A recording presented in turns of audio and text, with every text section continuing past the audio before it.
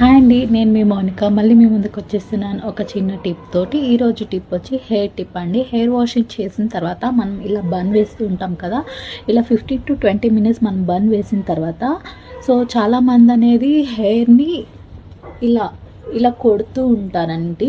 అలా కొట్టకూడదు అండ్ ఇలా రబ్ చేస్తుంటారు. అలా రబ్ చేయడం వల్ల ఏమవుతుందంటే హెయిర్ ఫాల్ అనేది ఎక్కువ అవుతుంది అండ్ స్ప్లిట్ ఎండ్స్ అవ్వడం అనేది ఎక్కువ అయ్యే ఛాన్సెస్ ఉంటాయి. హెయిర్ని అలా చేయకూడదు. అండ్ హెయిర్ వాష్ అయిన తర్వాత మీరు ఇలా ట్యాప్ చేసుకోండి.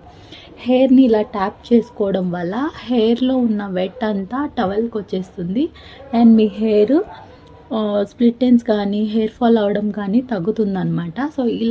ఇలా చేయడం వల్ల మీ హెయిర్ ఫాల్ అనేది చాలా వరకు కంట్రోల్ చేయొచ్చు. ఈ టిప్ అనేది ఫాలో చేయండి, గర్ల్స్కి అనేది చాలా యూజ్ అవుతుంది. Thank you for watching my videos అండి. బాయ్.